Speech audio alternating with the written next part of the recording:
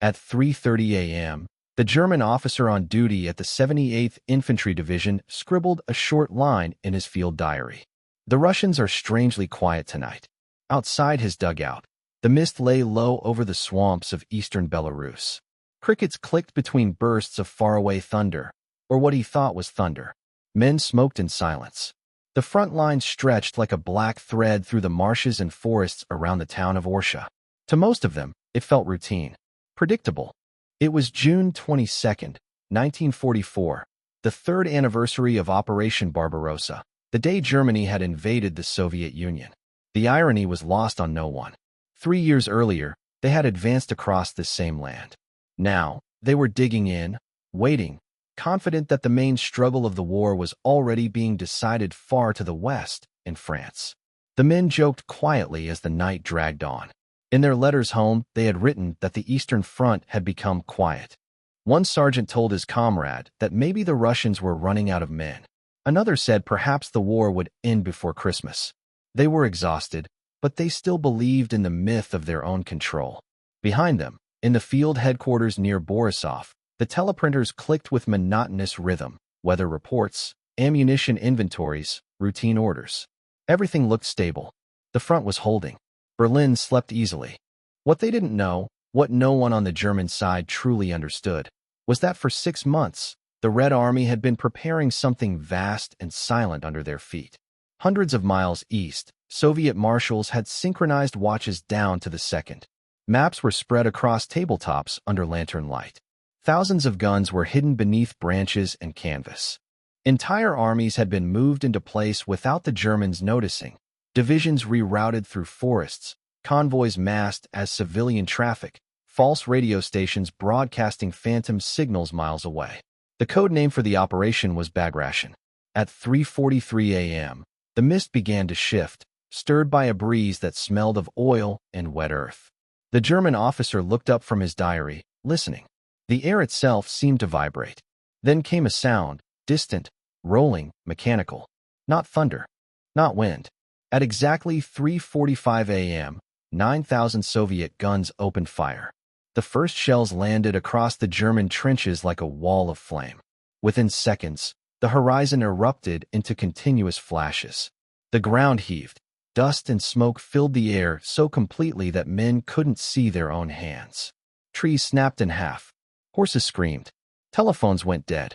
A signal operator in the 256th Infantry tried to make contact with regimental headquarters. All he heard was static. He turned to his commander and shouted, "They're jamming the line." But the commander was already gone, thrown against the wall by the blast of a near miss.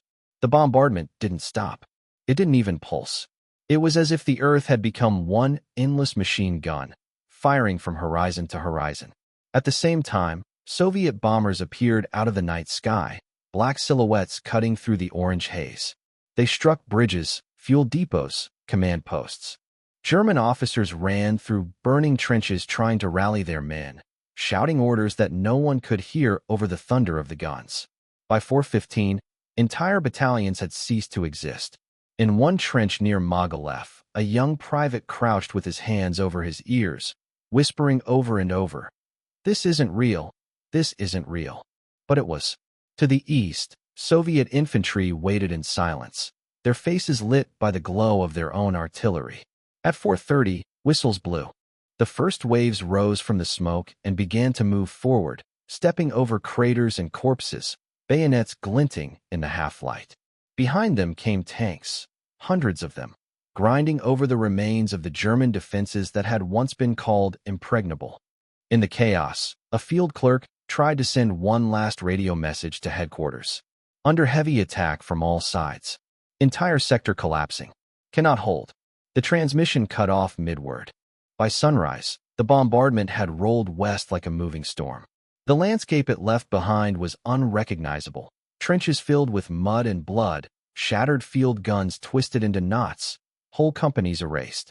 At 6 a.m., the officer who had written, "The Russians are quiet tonight," tried to find his diary in the rubble of his command post. He never did. By dawn, 40 miles of the German line had simply ceased to exist. And no one in Berlin, not the generals, not even Hitler himself, had any idea what had just begun. Where are you watching from? Let me know in the comments below, and don't forget to subscribe to this channel. They called it maskirovka, deception, but that word barely touched what the Soviets had done. To the Germans, camouflage meant painting tanks, hiding guns under netting. To the Red Army, it meant something far deeper, an art form, a philosophy. It meant making your enemy believe in ghosts, and then killing him with the real thing. For 6 months before the bombardment of June 22, 1944, while Berlin watched the skies over France, the Soviet Union had been quietly constructing a shadow army in the forests of Belarus. Officially, it didn't exist. Even Soviet soldiers on the ground didn't know what they were part of. They just followed orders that made no sense. A bridge built here, a road extended there, fuel trucks moving under tarps in the middle of the night. What the Germans saw was routine. What they didn't see was the trap closing around them. In December 1943, Marshal Konstantin Rokossovsky received his orders from Stalin. Destroy Army Group Center. Not defeat. Not push back. Destroy. The task seemed impossible. The Germans had hundreds of thousands of men, dug in across rivers and fortified towns. But Rokossovsky smiled and said only one word: understood. He began to erase himself from German intelligence. Radio units in the north broadcast false messages day and night, pretending to coordinate imaginary divisions. Fake camps appeared near Pskov, complete with wooden tanks and papier-mâché aircraft. Entire engineer battalions were sent to build dummy bridges that led nowhere.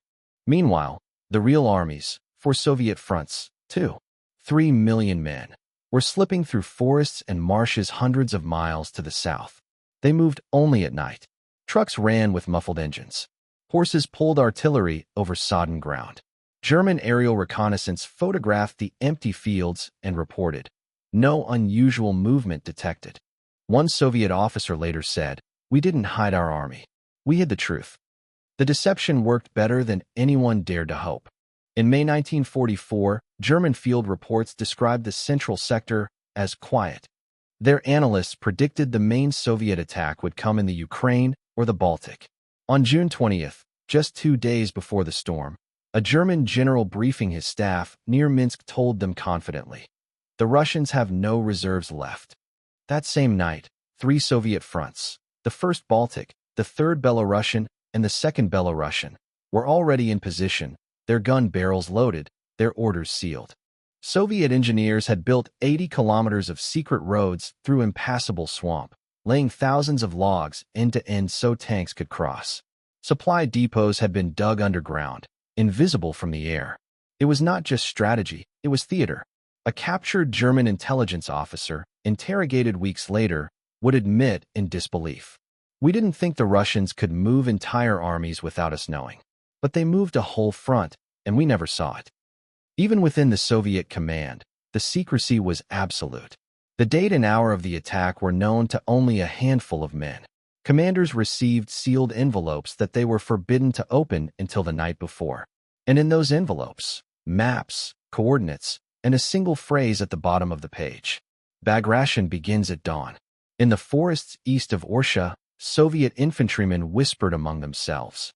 They could hear the hum of their own engines, the murmur of unseen columns in the dark.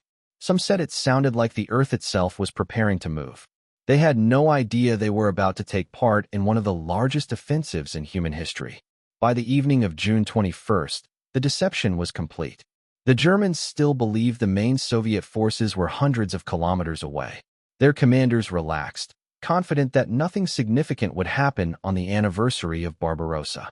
That night, in a dugout near Minsk, a German major received a phone call from his reconnaissance unit. "Enemy movement?" he asked. The voice on the line hesitated. "None. It's too quiet." At 3:45 the next morning, 9,000 guns answered him. The first reports reaching German headquarters described a local Soviet attack. Within hours, the word local was scratched out and replaced with a single, panicked line: "The entire front is moving." Rokossovsky later said, "If deception were a weapon, we'd already won." And in a way, he had. Because by the time the Germans understood what was happening, the trap had already closed. By June 24th, for Soviet fronts, the 1st, 2nd, 3rd Belarusian, and 1st Baltic, were advancing in unison across 1,000 kilometers of front. To the men of Army Group Center, it felt as if the horizon itself had come alive. Tanks emerging from the fog. Infantry appearing from forests that had seemed empty for months. Bridges rising overnight where none had existed. To Berlin, it still looked like a diversion. They didn't yet realize that the Red Army wasn't attacking around them. It was attacking through them. And nothing, no orders, no reinforcements, no faith in the old arrogance of 1941 would save them now. The sky turned black, not from clouds, but from smoke. In Orsha, the German field headquarters tried to radio for air support. No answer. Only static.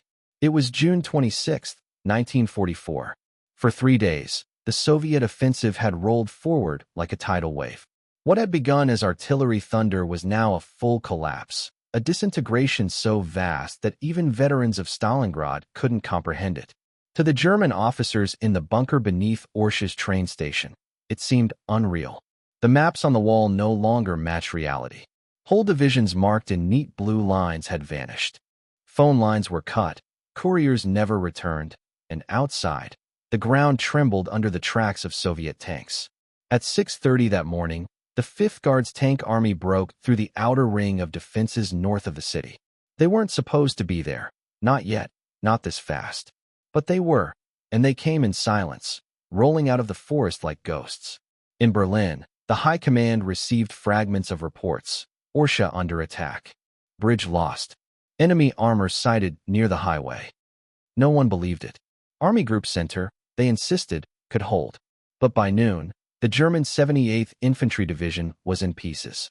Officers shouted orders no one could hear over the roar of engines. Machine gunners fired until their barrels melted. Then came the artillery, not from the front, but from behind them. The Soviets had circled around. A captured German lieutenant later wrote from a prison camp. It was as if the front dissolved. The Russians were everywhere, in the woods, on the roads, even behind our lines. We no longer fought. We ran.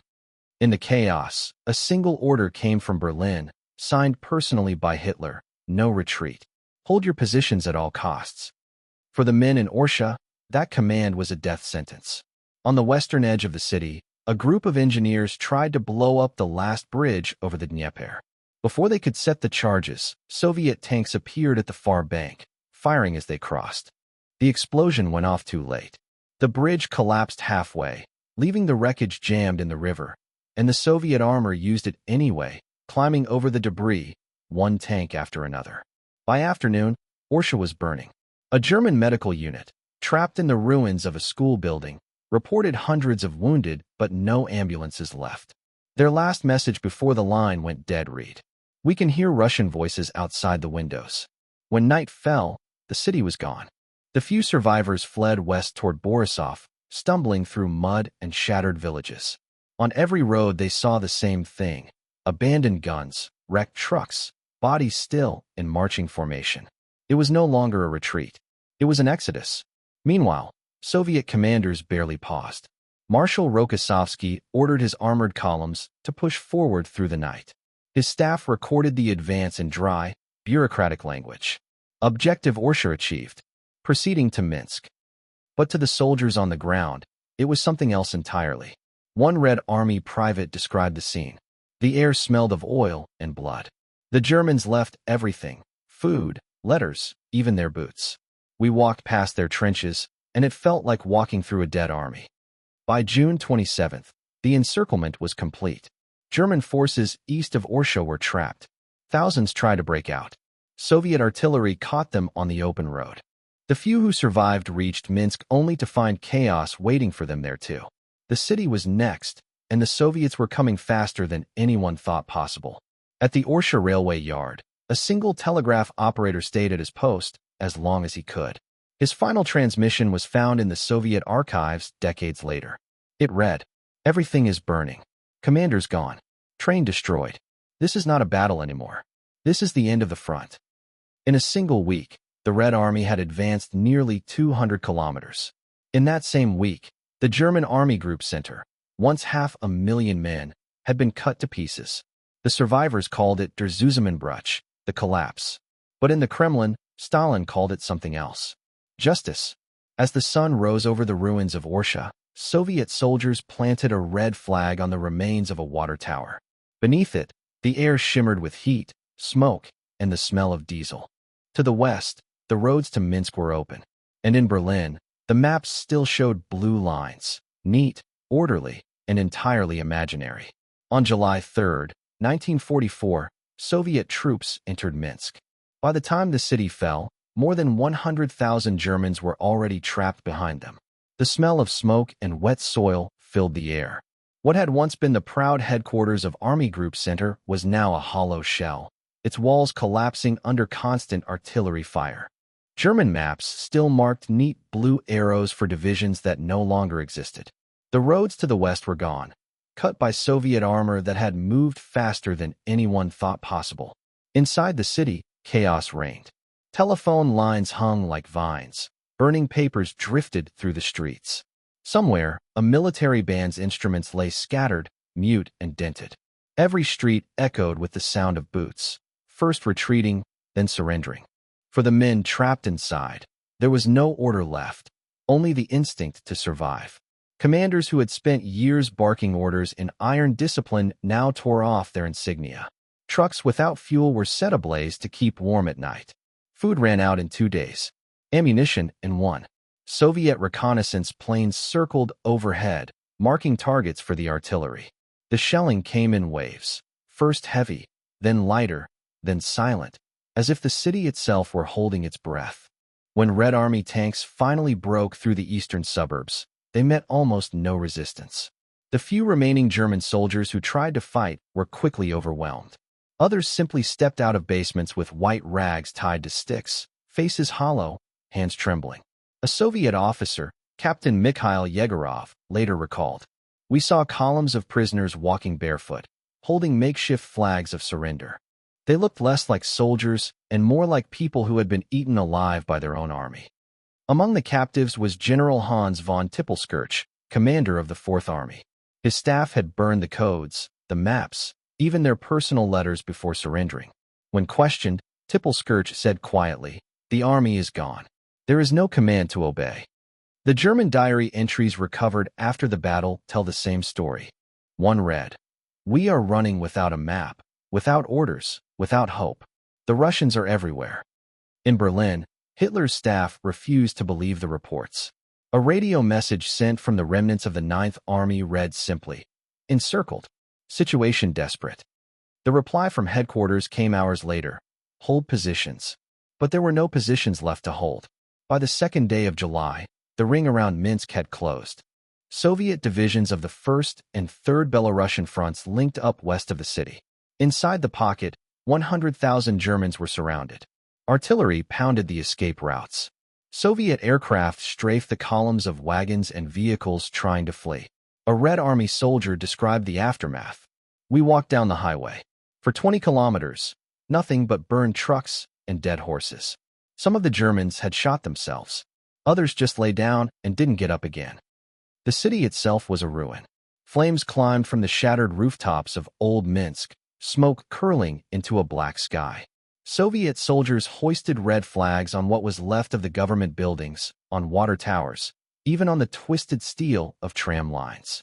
They found cellars filled with civilians, Russians, Belarusians, Jews, half-starved but alive. By evening, the Soviet radio broadcast the news: Minsk is free. Across the country, church bells rang.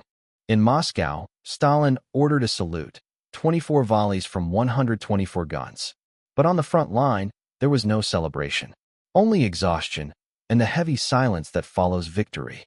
An officer in the 1st Guards Tank Army wrote in his notebook, "We thought we would feel triumph. Instead, there is only quiet.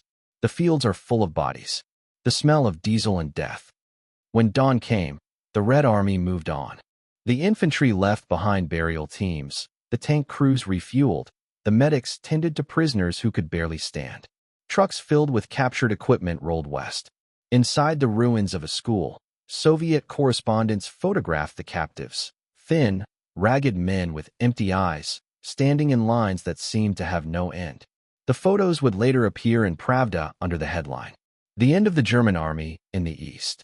But for those who had fought here, it didn't feel like an end. It felt like a warning. As one Soviet colonel wrote that night, when the smoke cleared, the road to the west was open, and the Red Army didn't stop. They called it the rolling front. No pauses, no regrouping. 500 kilometers in 23 days, faster than anyone had thought an army could move. After Minsk, there was no stopping. The Red Army had broken through, and now it was as if gravity itself pulled them westward. The maps in Soviet headquarters couldn't keep up. Every morning, the front line had already moved beyond what had been drawn the night before. Roads didn't matter anymore. Anything that could carry fuel or ammunition became part of the advance. Tractors, wagons, horses, even bicycles. Men clung to the sides of tanks, dozing as the columns rolled through burned-out villages and over twisted bridges. Marshal Zhukov called it the hour of momentum. He told his staff, "The enemy will never recover if we don't let him rest." So they didn't. By July 5, 1944, Soviet spearheads had crossed the Berezina River. By the 10th, they reached Baranovichi. On the 13th, Grodno. Each name had once been a fortress in the German line. Now it was just another waypoint on the road to the Vistula. German reports turned from orders into fragments. Lost contact with HQ. No fuel. Enemy tanks behind our flank. We are not retreating. We are disappearing. A German sergeant captured near Lida muttered to his interrogator, "It feels like the land itself is falling backward." For the Soviets, it was a kind of fever. Soldiers marched until their boots dissolved. Supply convoys couldn't catch up, so locals handed out bread, milk, anything they could spare. In villages that had seen nothing but occupation for 3 years, people watched with disbelief as Soviet tanks roared past like a river of steel. A young sapper, Lieutenant Alexei Baranin, wrote in his diary, "We don't march on roads, we march on their helmets. Every field has one." The pace was brutal. Some divisions advanced 50 kilometers a day, unheard of on the Eastern Front. Bridges were built and rebuilt overnight. Engineers laid logs across swamps so trucks could pass. Artillery fired on the move, barely stopping to re-aim. Logisticians at headquarters called the advance unsustainable. Zhukov's response was short: "The enemy doesn't rest, and neither will we." German units tried to form defensive lines along rivers, but every time they dug in, the Soviets were already on the other side. Entire corps were caught mid-retreat, surrounded, annihilated, and left behind as dust clouds on the horizon. By mid-July, the German command had lost track of 40 divisions. Army Group North was isolated. Army Group South was in chaos. There was no longer a front, only fragments. A Red Army staff officer remembered, "We didn't see battles anymore. We saw movements, like waves swallowing the shore." To the soldiers, the war no longer felt like it had fronts or flanks. It was just direction, west. On July 17th, the Soviet Union staged its victory parade in Moscow. 20,000 German prisoners were marched through the streets, a grim procession of silence and humiliation. People called it the Parade of the Defeated. Behind them, street-cleaning trucks washed away the dust, symbolic, deliberate, merciless. But while Moscow celebrated, the front didn't stop. By July 20th, Soviet vanguards were already crossing into eastern Poland. Their engines coughed from overuse, tracks worn thin, barrels glowing from constant firing. Crews slept on armor still warm from battle. At headquarters, maps showed arrows stretching to the Vistula, the last great river before Germany itself. Stalin's staff calculated the advance, 500 kilometers in 23 days.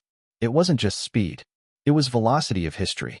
A German field officer wrote home, a letter never delivered. "They move like a storm. We have no lines, no time, no faith left." For many, the war was over. They just hadn't admitted it yet. Soviet commanders spoke of the campaign with pride, but among the men, exhaustion crept in. Fuel shortages turned tanks into immobile bunkers. Ammunition wagons ran dry. In the fields of Poland, soldiers began to look west and whisper, "Berlin can't be far." By the end of July, they reached the Vistula River. Across it lay the heart of Germany's eastern wall. They stopped, not from choice, but necessity. Engines needed rest. Bridges had to be built. The men had marched as far as flesh could go. The front line stretched from the Baltic to the Carpathians, a red arc across half of Europe. Behind them lay the wreckage of an empire. Ahead, the gates to another. When the reports came in, 57 German divisions destroyed, over 400,000 casualties, the entire army group center erased. Even Stalin paused. "So fast," he said quietly. "It's almost unnatural." That night, in a Polish meadow lit by the glow of burning towns, a Soviet tanker wrote one sentence in his notebook. "We didn't chase them, we replaced them." And by July 28th, as dawn broke over the Vistula, the Red Army stood on the threshold of a new frontier. Germany's eastern wall was next. In Hitler's headquarters, the maps still showed the front near Minsk. But Minsk was gone. By late July 1944, Berlin was living in a fantasy drawn in blue pencil and red arrows. Inside the Wolf's Lair, Wolfschanz, Hitler's bunker in East Prussia, the air smelled of damp concrete, tobacco, and fear. The walls vibrated with news that no one wanted to deliver. Field reports from the east arrived in fragments. Orsha lost. No contact with Fourth Army. Retreating to the Berezina. But Hitler waved them away with a trembling hand. "A temporary withdrawal," he insisted. "The line will stabilize." It never did. Across the table, General Heinz Guderian stared at the situation maps in disbelief. The divisions that were supposed to defend Poland no longer existed. Yet every time he spoke, Hitler cut him off. "They are exaggerating," he said. "It's another Stalingrad hysteria." But it wasn't hysteria. It was annihilation. In the corridors outside the briefing room, aides whispered about entire armies gone missing, 4th, 9th, and parts of 3rd Panzer. The numbers didn't add up anymore. Nearly 500,000 men vanished in a month. Even the most loyal officers stopped pretending they could make sense of it. A stenographer later recalled, "We wrote down orders for divisions that no longer existed. We even changed the names, as if words could replace men." The atmosphere in the Führerhauptquartier was suffocating. Hitler refused to eat. His hands shook violently. Each time someone mentioned retreat, his voice rose to a scream. No withdrawals. No defeatist talk. On July 20th, as if history itself lost patience, the explosion came. The failed assassination attempt by German officers in the same headquarters. The walls shook, papers flew, and for a moment, everyone thought the Red Army had reached them. Hitler survived, and with survival came rage. That night, dozens of officers were executed. The last remnants of dissent disappeared. The war was no longer commanded. It was dictated by fear. Meanwhile, on the front lines, the Red Army kept moving. By July 23rd, Soviet tanks had reached the Bug River. Their treads were slick with mud and oil, their crews hollow-eyed from weeks without rest. They didn't know about the explosion in the Wolf's Lair. They didn't care. They only knew the Germans were running. German radio broadcasts still spoke of tactical realignments and heroic resistance. But the soldiers at the front heard something else. Silence. No orders, no reinforcements, no supply trucks. Just empty roads and the echo of their own retreat. A lieutenant in the shattered remnants of the 12th Infantry Division wrote in his diary, "We move west because there is nothing else to do. The sky belongs to the Russians, the ground to the dead." By the end of July, Soviet advance units were already on the outskirts of Warsaw. In the rear, the full scale of Operation Bagration became clear. For Soviet fronts, 2 million men, 6,000 tanks, and nearly 5,000 aircraft, the largest offensive of the entire war. 57 German divisions had ceased to exist. Another 40 were reduced to fragments. Over 400,000 soldiers were killed, wounded, or captured. Army Group Center, once the pride of the Wehrmacht, had been erased from the map. General Guderian would later write, "It was not a front anymore, it was a wound, and it was still bleeding." In Berlin, the propaganda ministry broadcast cheerful reports about the Western Front, about the heroic stand in Normandy. No one dared to mention Bagration. The loss was too vast to fit into words. Yet the silence said everything. Factories couldn't replace the tanks. Trains couldn't replace the men. Germany's war machine, once relentless, was now hollow, a clock still ticking after the gears were gone.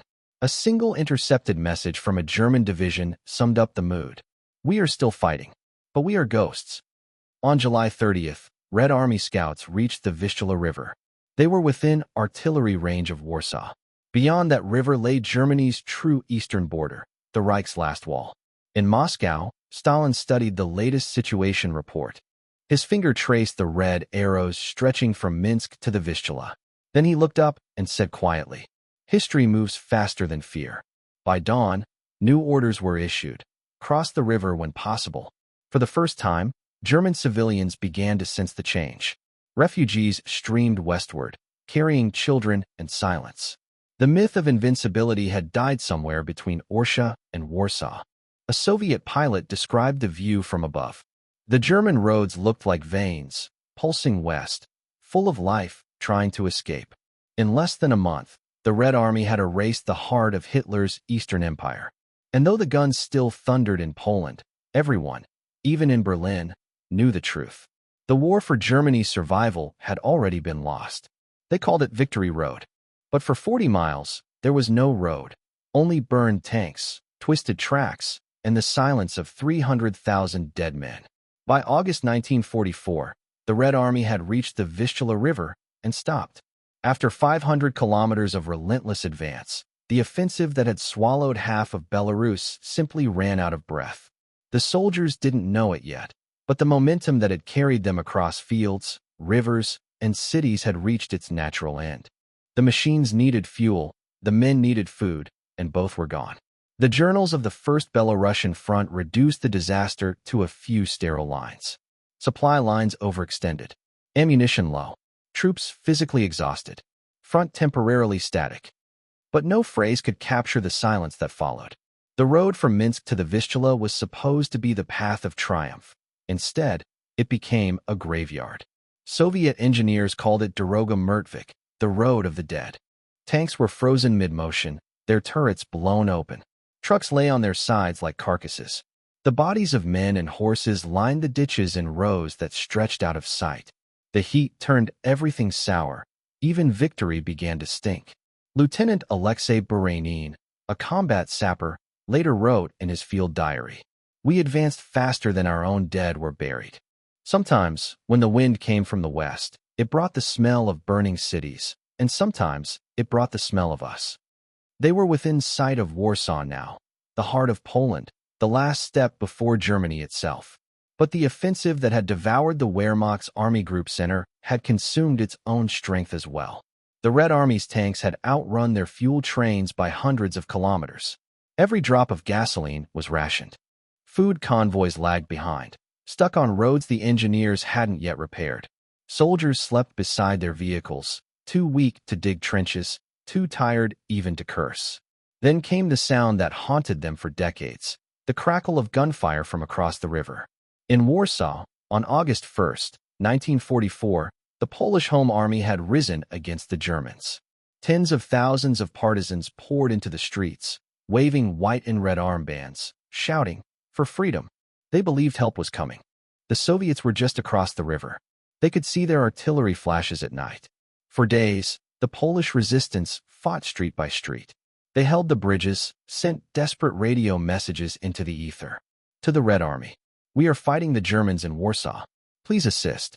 We are holding the bridges. We are waiting." The Soviets heard the messages and did nothing. Marshal Konstantin Rokossovsky's headquarters sent requests to Moscow, permission to cross, to send supplies, to at least use artillery support. None were approved. Stalin's orders were simple: do not advance further until regrouping. But everyone at the front knew what that meant. Let them burn. Stalin saw the uprising as a political act, not a military one. These Poles did not fight for him. They fought for a government in exile in London. Helping them meant strengthening future enemies. So he let the Germans crush them. The soldiers didn't know this. They only saw the smoke. Private Ivan Kovalenko wrote home, "Across the river, the city burns. We can see the fires at night. The Poles are fighting the Germans. We hear explosions, screaming. But our officers say, wait for fuel, wait for orders. How can we wait for orders when people burn?" The smell of ash carried over the water.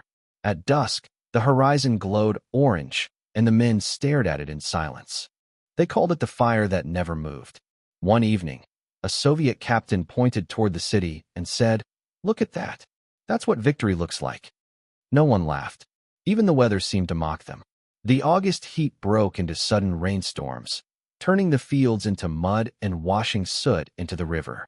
The tanks stood like islands in the flood, their tracks half submerged, crews sheltering under tarps, listening to the thunder, or maybe artillery.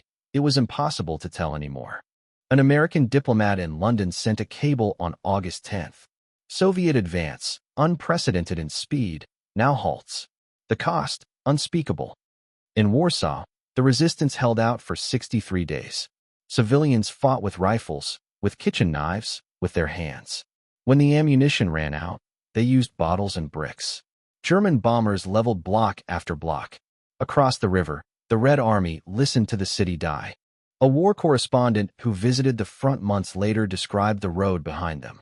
The land itself looked burned out, like a matchbox that had already served its purpose. In one trench, soldiers carved words into a wooden crate. We reached the end of the world, and it was empty. That August, the greatest Soviet offensive of the war turned into a still life, a picture of exhaustion. Historians would later call it a pause for regrouping. But for those who lived it, it felt like the edge of something unspoken. Rokossovsky's own report to the Kremlin was clinical. Enemy resistance minimal. Operational pause due to logistical exhaustion. He didn't mention the flames on the opposite bank. By late August, the fire over Warsaw dimmed. The uprising had been crushed. Tens of thousands were dead, the city reduced to rubble. The soldiers who had watched it burn were ordered to pull back and dig in for winter positions. Baranine wrote one last entry in his notebook that year. We stood by the river for 30 days. We could have crossed in one. But orders are stronger than rivers. Stronger even than guilt. When the men finally moved again, Warsaw was a grave. The river flowed past in silence, carrying the ashes of both victory and defeat downstream. Across the Vistula, the city burned. They could see the flames. They could hear the screams. But they didn't move. In the official reports, the victory was described as total. But the numbers never quite made sense. By the summer of 1944, the Soviet Union had achieved what no army in history had done before: the complete destruction of an enemy front over 1,000 kilometers wide. Operation Bagration had erased the Wehrmacht's army group center from the map. German divisions that had fought since the first day of the war simply vanished into the forests and swamps of Belarus. Soviet newspapers called it the triumph of the Red Army. Posters appeared in Moscow showing tanks charging westward under bright banners. But inside the military archives, the tone was colder, mathematical. One after-action report from the 1st Belarusian Front read, "Enemy losses, approximately 450,000 killed, wounded, or captured. Our losses, 765,815 total casualties, of which 178,000 irrecoverable." No one mentioned those figures in the speeches. The Soviet press printed headlines about liberation, but inside the field hospitals, the doctors worked without rest, amputating limbs, cleaning wounds, recording numbers. Success, one medic said, is when a man leaves the tent alive. Colonel Cherniak, a staff officer, wrote a note to himself, not for the record, but for his own memory. We are no longer advancing. We are falling forward. The Red Army had moved so fast that its own structure broke apart. Regiments disappeared in the mud. Units mixed and reformed on the march. Drivers fell asleep at the wheel. Horses collapsed on the roadside, tongues black from exhaustion. A quartermaster in the 3rd Belarusian Front reported that bread deliveries were being dropped from planes because no truck could reach the front line without breaking down. He added a single sentence: "Men sleep standing." Yet the order was always the same: move west. The machine couldn't stop. Every general knew what happened to those who hesitated. For the Germans, there was nothing left to resist with. Survivors of the 9th Army surrendered in groups of hundreds. One captured officer said quietly to his interrogator, "We were beaten not by men, but by movement." It was true. The Soviet advance had become more than strategy. It was a living force, driven by momentum and vengeance. For 3 years they had been retreating, dying, watching their cities burn. Now they were unstoppable. But beneath the triumph was fatigue, not the simple tiredness of soldiers, but something deeper, a weariness of existence. They had seen too much, buried too many, crossed too many rivers of mud and blood. In late July, a Soviet war correspondent named Yevgeny Petrov sent an article that never made it to print. It was intercepted by censors and filed away in the archives. It read, "There are no heroes here, only survivors. We walk through the land we have won, and it looks like the one we lost." For every destroyed German column, there were Soviet graves nearby, shallow, nameless, marked by helmets stuck into the ground. In one sector near Baranovichi, an entire division had to be buried twice, once after the battle, and again after the rains uncovered them. Still, the official language remained unchanged, complete success. In Moscow, Stalin spoke to his generals. "The Germans are finished," he said. "We have torn out their central nerve." Then he raised his glass in a toast. But those who had come from the front didn't drink. They had seen the price of that victory. An American historian writing a decade later would calculate the scale with detached precision. In 23 days, the Red Army destroyed a German force larger than the one the Western Allies faced in Normandy. Then he added, "Most Americans have never heard of it." And that became part of the tragedy. The greatest Soviet victory of the war, hidden in the shadow of D-Day, remembered only by those who bled for it. For the soldiers who fought it, there was no glory, no celebration, just the endless march westward, through the wreckage of a world already broken. One veteran recalled decades later, "When we stopped, we didn't cheer. We just looked around and asked, who's still alive?" The official numbers would enter history as proof of triumph.